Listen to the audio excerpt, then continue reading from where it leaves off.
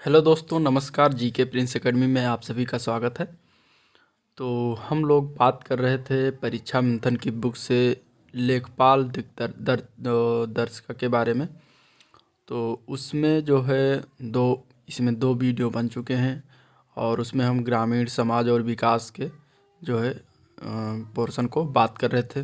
तो उसी का ये अगला नेक्स्ट टॉपिक है ग्रामीण समाज से, जिसमें रह गया था। तो आज हम इस वीडियो में उसके बारे में डिस्कशन करेंगे। और उसमें अब हम पिछले वीडियो में जो है मैंने एक कुछ क्रांतियाँ पढ़ाई थी, और आज के वीडियो में हम कुछ प्रचलित कृषि शब्दावली के बारे में बात करेंगे, देखेंगे। ठीक है, तो वीडियो चलिए स्टार्ट करते हैं। और स्टार्ट करने से पहले अगर हमारे चैनल पर आप नए आए हैं तो चैनल को सब्सक्राइब करें, वीडियो को भी लाइक करें तथा अपने दोस्तों में शेयर भी करें। ठीक है, तो प्रचलित कृषि महत्वपूर्ण शब्दावली के बारे में देखते हैं।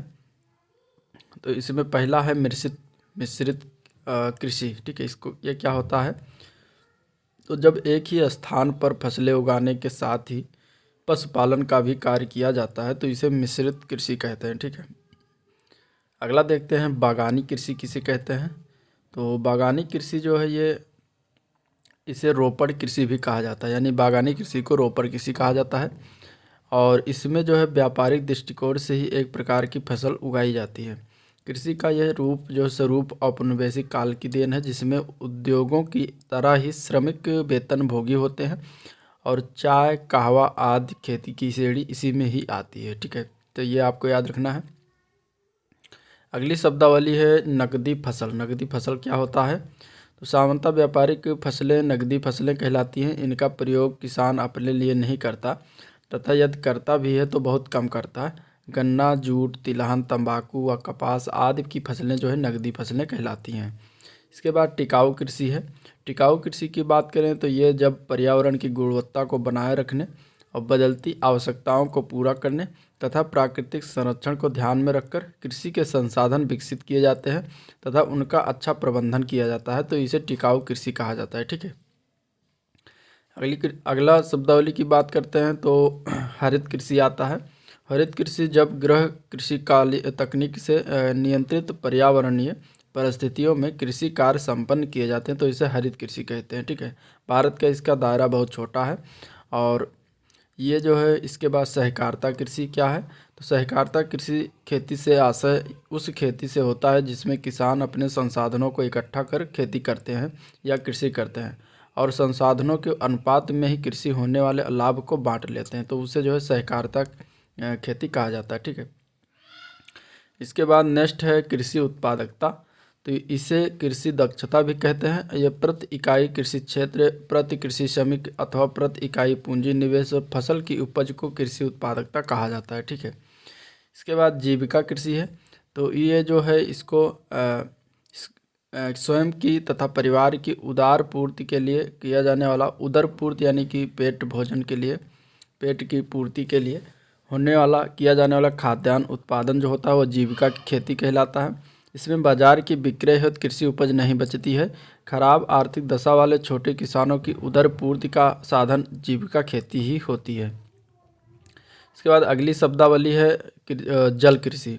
जल कृषि किसे कहते हैं? तो जल कृषि से आशय उस कृषि से है जिसके अंतर्गत जलीय जीवों का पालन, संवर्धन और उपभोग किया जाता है। शैवाल कृषि जो है ये व मत्स्य पालन जल कृषि के ही घटक हैं, इसके अंतर्गत आते हैं। ठीक है, इसके बाद है समुद्रीय कृषि। समुद्रीय कृषि क्या है तो इसके बारे में जानते हैं। तो समुद्रीय कृषि उसे कहते हैं, यह जल कृषि का ही एक संगठक होता है।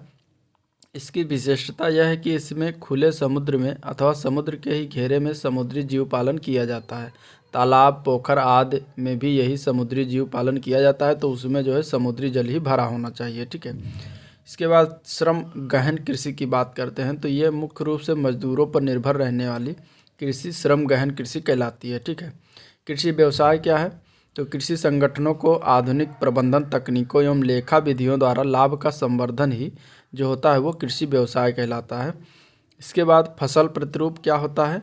तो किसी दिए हुए समय में विभिन्न फसलों के लिए उपयोग किए जा रहे क्षेत्र का अंश फसल प्रतिरूप कहलाता है। ठीक है, और आगे देखते हैं फसल संकेंद्रण क्या होता है। तो किसी क्षेत्र के एक निश्चित समय पर किसी फसल के घनत्व में पाई जाने वाली जो विविधता होती है उसे फसल संकेंद्रण कहते हैं, ठीक है। अगला जो शब्दावली है वो है अनुबंध कृषि, ठीक है। अनुबंध कृषि से आशय उस कृषि से होता है जिसमें कोई कृषक या किसान या अनेक कृषक किसी अपनी कंपनी से लिखित अनुबंध करके लिए उसका उत्पादन करते हैं, ठीक है। इसके बाद नेक्स्ट कृषि होती है झूम खेती, जो कि इम्पॉर्टेंट है, यह खेती पूछी भी जाती है एग्जाम में, ठीक है। झूम खेती के अंतर्गत पहले जंगलों का सफाया किया जाता है, उसके बाद जंगलों को काट कर तैयार की गई भूमि पर कृषि कार्य किए जाते हैं, ठीक है। असम क्षेत्र में, पहाड़ी क्षेत्र में खासकर ये होता है, ये कृषि की जाती है, ठीक है। इसके बाद जैविक खेती क्या है। तो जैविक खेती से आशय उस खेती से होता है जिसमें मिट्टी की उर्वरा शक्ति को बढ़ाने के लिए गोबर आदि के लिए तैयार कंपोस्ट खाद, वार्म वेस्ट, सीवेज, पेड़ पौधों की पत्तियां या इनके बीच बचे भाग आदि का इस्तेमाल भूमि की उर्वरा शक्ति को बढ़ाने के लिए कहा जाता है। तो ये सारे टाइप जो है जैविक खेती के अंतर्गत आते हैं, ठीक है। इसके बाद अगले जो शब्दावली है वो परिशुद्ध किसानी क्या होती है। तो यह खेती किसानी की एक नई तक व आधुनिक अवधारणा है, इसे सूक्ष्म किसानी भी कहते हैं, ठीक है। परिशुद्ध या सूक्ष्म किसानी से आशय ग्लोबल पोजीशनिंग सिस्टम पर आधारित किसानी से होता है। इसके बाद अब हम बात करेंगे कृषि उत्तर प्रदेश की कृषि के बारे में, ठीक है। तो उसमें जो है देखेंगे उत्तर प्रदेश को कुल 9 शस्य जलवायु के रूप में बांटा गया है, ठीक है। और ये जरूरी इम्पॉर्टेंट है जानना क्योंकि इससे क्वेश्चन बनते हैं, ठीक है। अब वो विभाजित जो किया गया है वो कौन कौन से हैं। तो देखिए पहला है तराई क्षेत्र, ठीक है। दूसरा है मध्य पश्चिमी क्षेत्र, तीसरा है दक्षिण पश्चिमी शुष्क मैदानी क्षेत्र, और चौथा है पश्चिमी मैदानी क्षेत्र, पांचवा है मध्य मैदानी क्षेत्र, छठवां है बुंदेलखंड क्षेत्र, सातवां है पूर्वी मैदानी क्षेत्र, आठवां है उत्तर पूर्वी मैदानी क्षेत्र एवं नवा जो है वो विंध्य क्षेत्र। ये 9 शस्य जलवायु क्षेत्रों में बांटा गया, ये एग्जाम में पूछा जा चुका है, तो आप लोग को जानना जरूरी है। अगला उत्तर प्रदेश में पैदा की जाने वाली फसलें 3 सामान्य वर्गों में विभाजित है। पहला है रबी की फसलें। तो रबी की फसलें क्या होती हैं। तो जिस रबी की फसलें कौन कौन सी होती हैं वो जान लेते हैं। तो गेहूँ है, जौ है, चना है, मटर है, मंसूर है, तंबाकू है, सरसों है, अलसी है, आलू है, लाही है, ये सारे जो हैं रबी की फसलों में आती हैं। इनकी बुआई जो होती है अक्टूबर नवंबर महीने में होती है और इनकी कटाई जो है मार्च अप्रैल महीने में कर ली जाती है रबी फसलों की। इसके बाद आती है खरीफ फसलें।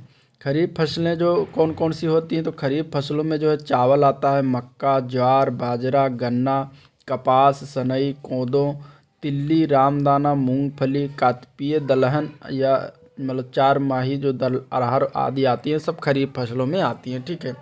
इनकी बुआई जो होती है वो जून जुलाई के मध्य होती है और इनकी कटाई जो हो जाती है वो अक्टूबर के मध्य तक कर लिया जाता है, ठीक है।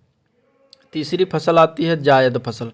जायद फसल में कौन कौन सी आती हैं। तो जायद फसल में खासकर सलाद वाली फसलें और सब्जियां आती हैं, जैसे कि तरबूज है, खरबूज है और ककड़ी है, खीरा है, काशी फल है, लौकी, लोबिया, मूंग, प्याज, तंबाकू आदि जो है जायद फसलों में आती हैं, ठीक है। इसके बाद उत्तर प्रदेश की कृषि के महत्वपूर्ण बिंदु जान लेते हैं। तो जो भी महत्वपूर्ण बिंदु हैं, जैसे पहला बिंदु है तत्कालीन संयुक्त प्रांत में 1920 में कृषि विभाग की जो है स्थापना की गई थी। 1974 में उद्यान एवं प्रसंस्करण विभाग तथा 1976 में जो है कृषि विपणन विभाग एवं मंडी परिषद को कृषि विभाग से पृथक किया गया।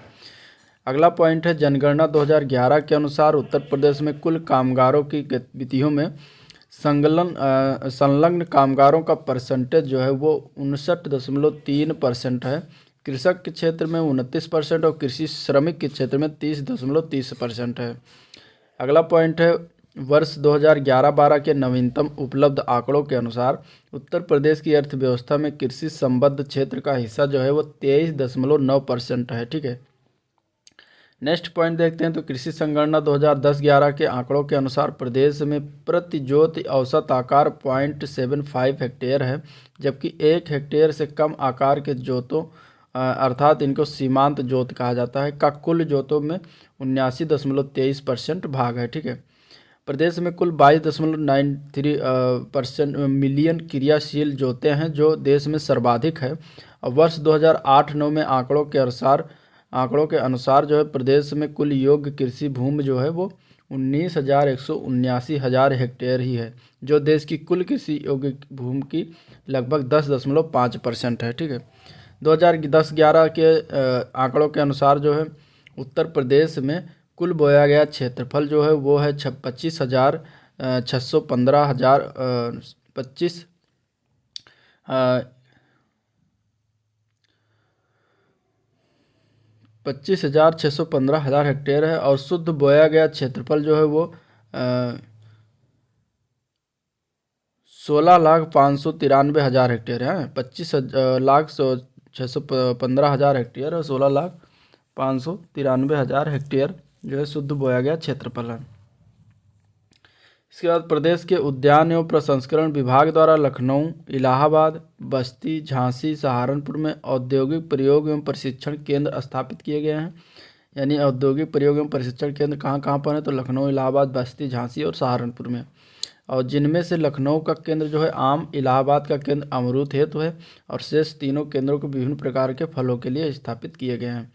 अगला पॉइंट है, प्रदेश में स्थापित 3 कृषि निर्यात क्षेत्रों एग्रो एक्सपोर्ट जोन में से आगरा जोन में आगरा, कन्नौज, हाथरस, मेरठ और फर्रुखाबाद जिले आते हैं, जो कि आलू के निर्यात के लिए प्रसिद्ध हैं। और लखनऊ जोन जो है लखनऊ, सीतापुर, उन्नाव, हरदोई और बाराबंकी जिले आते हैं।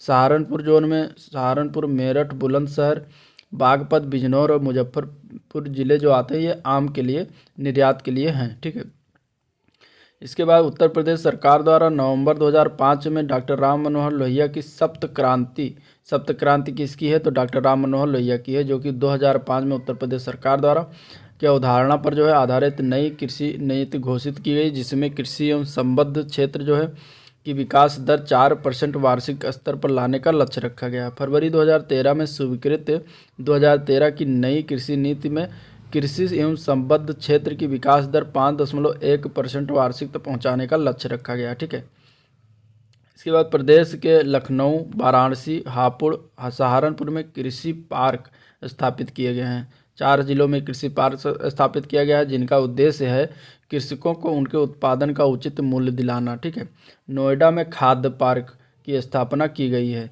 तो नोएडा खाद्य पार्क की स्थापना कहाँ की गई, तो नोएडा में किया गया, ये याद रखना है। अगला पॉइंट है, वर्ष 2002 में उत्तर प्रदेश बीज विकास निगम की स्थापना किया गया है। ठीक है, नेक्स्ट पॉइंट है, वर्ष 1998 में लखनऊ में गठित उत्तर प्रदेश भूमि विकास एवं जल संसाधन विकास प्रशिक्षण संस्थान के तहत प्रदेश के 47 जिलों में बंजर भूमि विकास कार्यक्रम, 38 जिलों में समादेश विकास एवं जल प्रबंधन कार्यक्रम, 15 जिलों में सूखा बहुल क्षेत्र कार्यक्रम चलाया जा रहा है। ठीक है, इसके बाद अगला पॉइंट है, मृदा के सर्वेक्षण एवं परीक्षण में उसकी उपयोगिता और क्षमता के आधार पर वर्गीकरण तथा मानचित्रीकरण आदि करने हेतु प्रदेश में मंडल स्तर पर 10 सर्वेक्षण इकाइयों की स्थापना की गई है। ठीक है, देश के राज्यों में सब्जी उत्पादन के संदर्भ में उत्तर प्रदेश जो है पहले स्थान पर आता है। तो ये था जो है आज के इस वीडियो में पॉइंट जो कि हम लोग इसका डिस्कशन किए। और अगर वीडियो पसंद आया तो लाइक करिएगा, चैनल को सब्सक्राइब करिए, साथ में शेयर भी करिए और बेल आइकन भी प्रेस करिए, जिसकी नया वीडियो अपलोड हो तो आपको तुरंत उसकी नोटिफिकेशन मिल सके। ठीक है, और चैनल से जुड़े रहिए, क्योंकि हम ग्रामीण विकास जानकारी से संबंधित जितने भी टॉपिक हैं सारे टॉपिक हम सॉल्व कराएंगे, और इसके बाद प्रीवियस ईयर पेपर कराएंगे, फिर प्रैक्टिस सेट कराएंगे। ठीक है, तो आपके एग्जाम्स के लिए बहुत ही हेल्पफुल होगा। घटना की ग्रामीण विकास की बुक जो है मैंने अपलोड कर दिया, उसको भी देखिए, लिंक डिस्क्रिप्शन में दे दूंगा, आप लोग वहां से जाकर उसको देख सकते हैं। ठीक है, और आगे के इस वीडियो में मैं परीक्षा मंथन की बुक से जो है प्रमुख ग्रामीण विकास कार्यक्रम और उससे संबंधित चीज़ें हम लोग आगे देखेंगे। ठीक है, तो आज के लिए इतना ही, मिलते हैं नेक्स्ट वीडियो में, तब तक के लिए थैंक यू, राम राम।